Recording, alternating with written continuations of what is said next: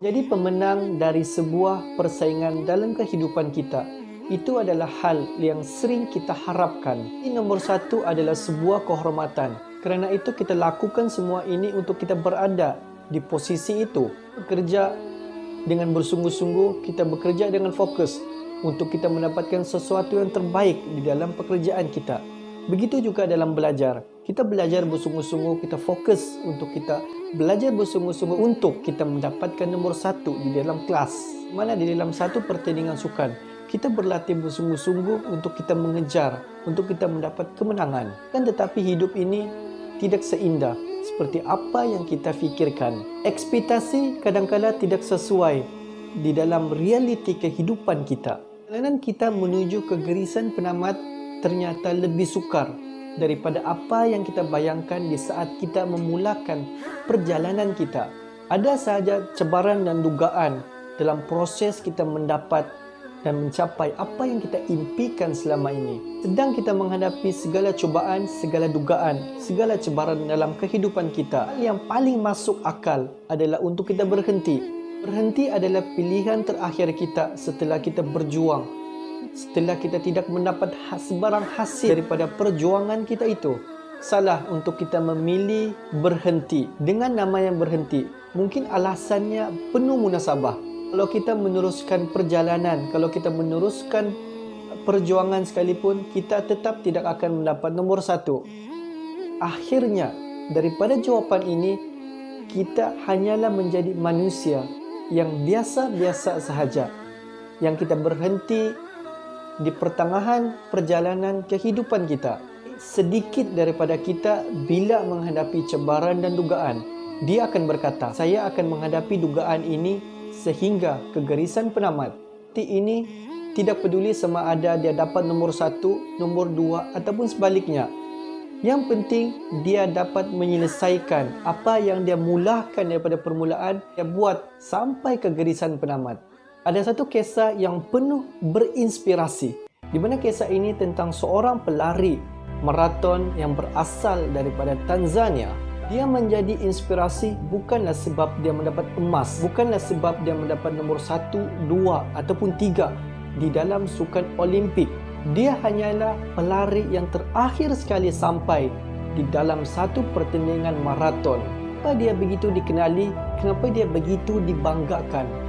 Pada tahun 1983, dia mendapat gelaran National Hero Medal of Honor. Namanya diabadikan di sebuah yayasan training untuk atlet di Tanzania. Mana kisahnya bermula di suatu subuh di dalam satu pertandingan maraton 42 km yang berlangsung di Mexico City. Di mana pada ketika itu, semua pelari maraton sudah pun mencapai di garisan penamat dan pelari daripada Ethiopia, Mamo Welde, saat itu dia menjadi orang yang pertama sekali sampai di garisan penamat, di mana dia mencatatkan masa dia 2 jam 20 minit. Dan pelari kedua sampai, dan pelari ketiga dan pelari seterusnya sampai, dan semua peserta sudah pun sampai pada ketika itu. Ketika itu penonton sudah pun balik. Mereka fikir perlombaan sudah pun tamat. Banyak bangku-bangku stadium pada masa itu telah pun kosong. Urustia-urustia penganjur pun telah mengemas peralatan-peralatan yang digunakan. Tak lama kemudian selepas itu, satu pengumuman telah diumumkan di mana ada satu pelari terakhir yang akan memasuki stadium pada masa itu. Saat seseorang memasuki stadium dan berlari anak dan terpincang-pincang memasuki stadium pada masa itu, semua penonton yang ada lagi pada ketika itu berdiri dan bertepuk tangan. Stadium pada masa itu kembali meriah dengan jeritan penonton yang memberi semangat kepada pelari terakhir ini. Walaupun dalam keadaan yang kesakitan, ini berlari dengan slow, pincang-pincang. Pelari itu menuju ke garisan penamat. Sehinggalah pelari ini sampai ke garisan penamat dan menyentuh di garisan penamat. Dia merupakan peserta yang terakhir sekali sampai, dan pada saat itu juga hari mula malam. Dia walaupun dalam keadaan yang cedera teruk, dia sampai dan menyentuh di garisan penamat. Ialah John Stephen Akhwari yang berasal daripada Tanzania yang mengikuti pertandingan maraton Olimpik yang berlangsung di Mexico City pada tahun 1986. Dia menyelesaikan lariannya setelah dia terjatuh di kilometer 19, di mana pada ketika itu dia terjatuh dan dia tertiarap di atas jalan raya. Saat itu medik datang kepada dia dan menyuruh pelari ini untuk berhenti, kerana pada itu kondisi pelari ini yang agak teruk akibat daripada terjatuh di atas jalan raya. Tapi pada ketika itu dia tidak menghiraukan, dia bangun daripada jatuh dia dan dia meneruskan perjalanan. Akhirnya dia sampai di garisan penamat sebagai peserta yang terakhir sekali sampai.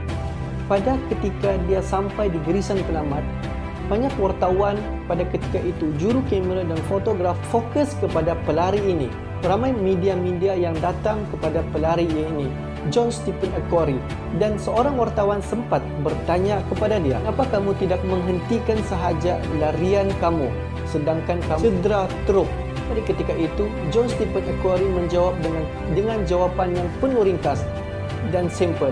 Tetapi jawapan itu terkesan sampailah hari ini. Dia berkata, "Negara saya mengirim saya bukan untuk saya memulakan lumba lari ini. Negara saya mengirim saya untuk saya menyelesaikan lumba lari ini."